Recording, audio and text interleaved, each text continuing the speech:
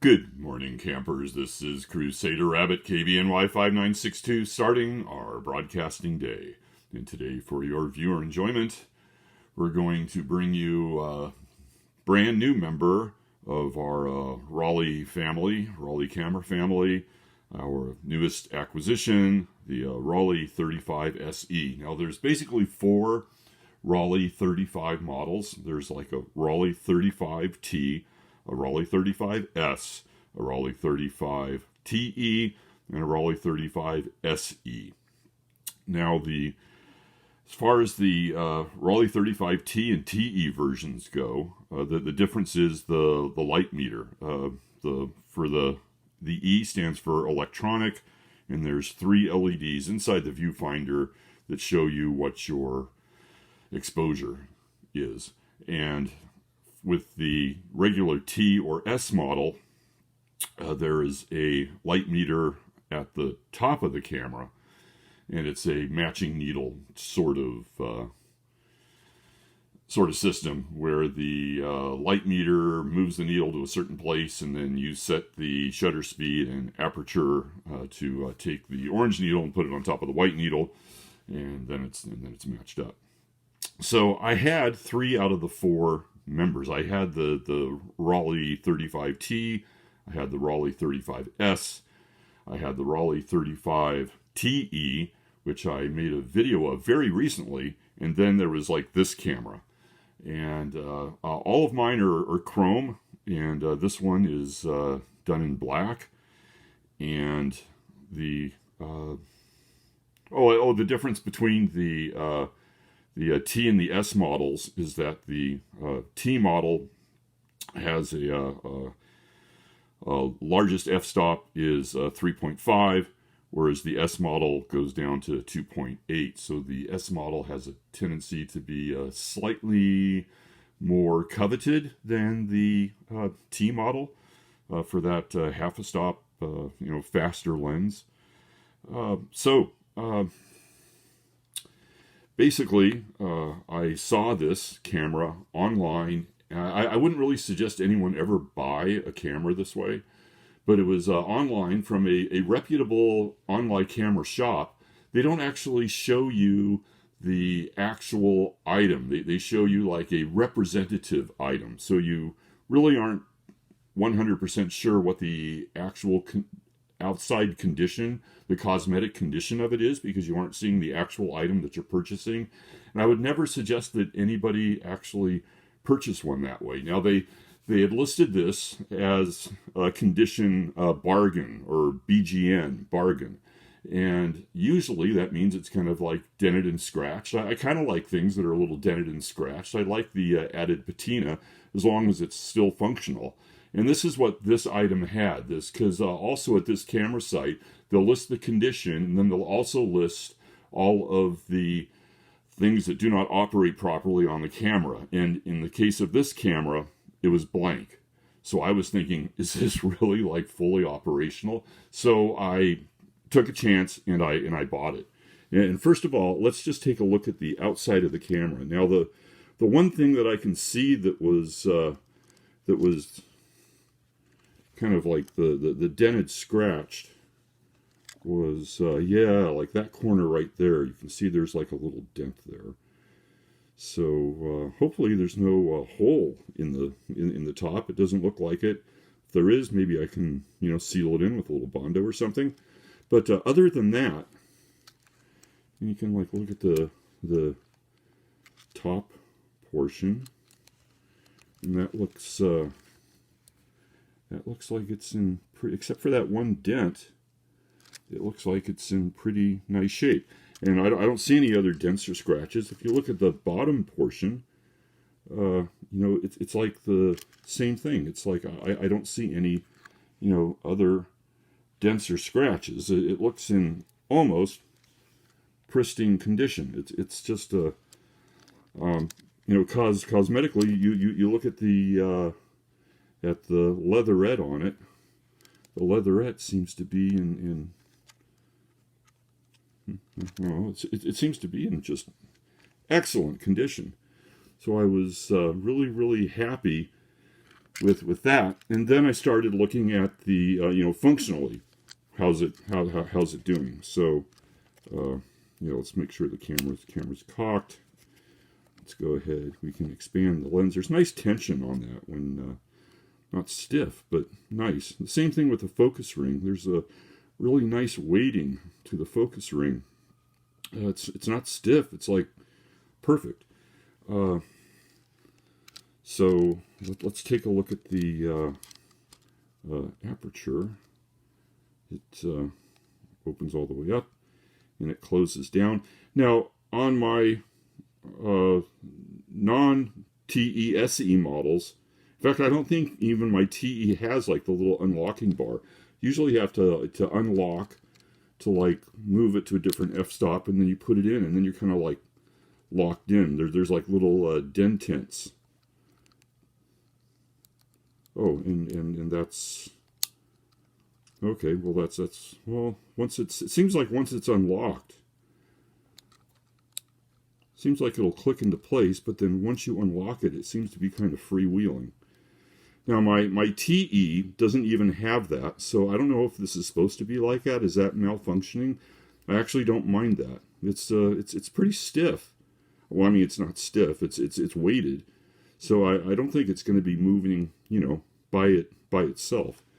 And then the shutter speeds dial moves nice and smoothly, and that's the other thing that I wanted to show you on this model. And look at the glass, just looks like absolutely beautiful. And the light meter, you can see the light meter is working, and it's well, it's a little finger smudged there, but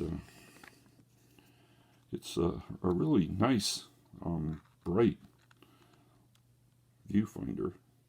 So I'm really happy with that. So what I wasn't able to show on my TE was all of the speeds, because all of the speeds weren't working properly.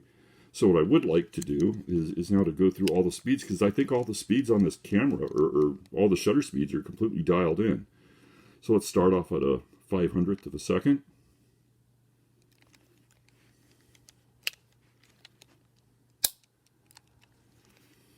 Are you able to see that open?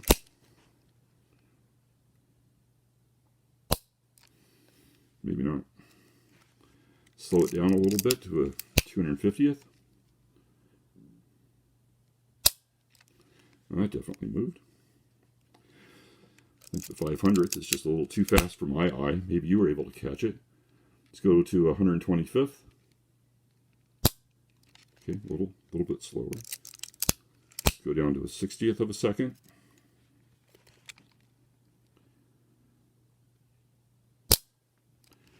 Definite movement there. Let's go down to a 30th of a second.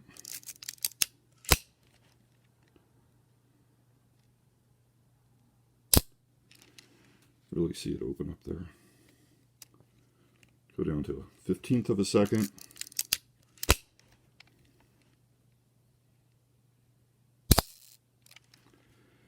And now an 1/8 of a second. Probably start to hear the timing mechanism here a little bit.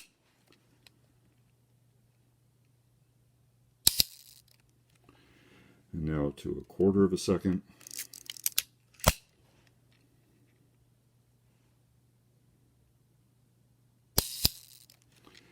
And now to a 1/2 of a second.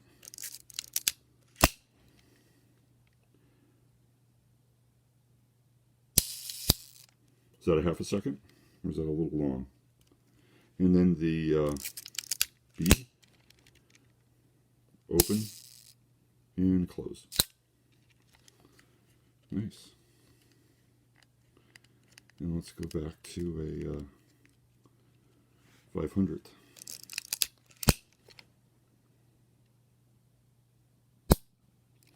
I could see that move. Alrighty then.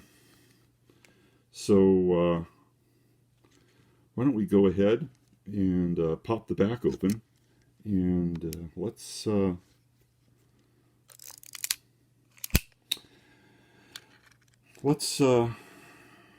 some film in. Can I do that on camera successfully? Might have to take my eye off the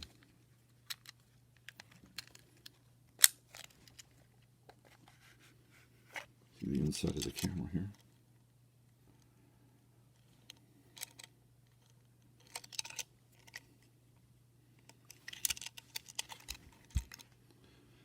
Battery again is at the top here, not inside the battery compartment.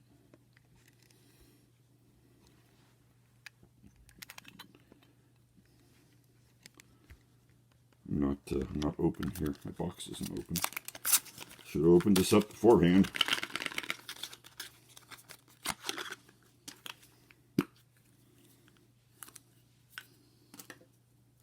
Never tried to load this on camera before.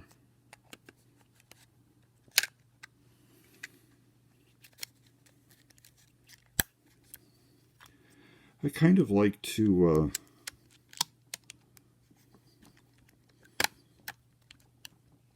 probably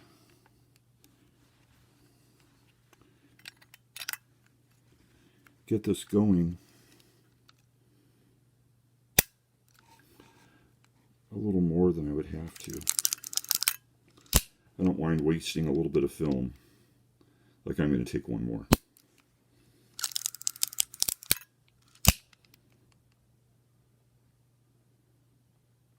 All those sprockets look good.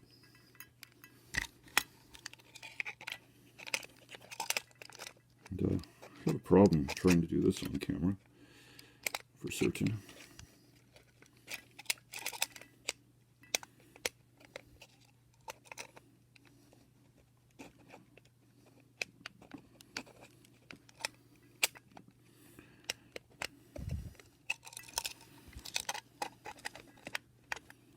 Oh, there we go.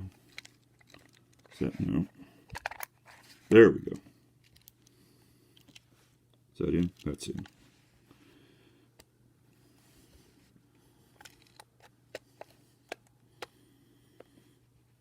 Alrighty. And then you want to roll it a couple more times.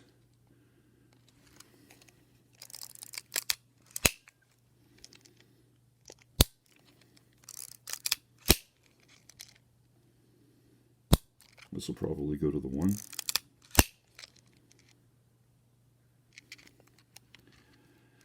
And then our shutter is cocked.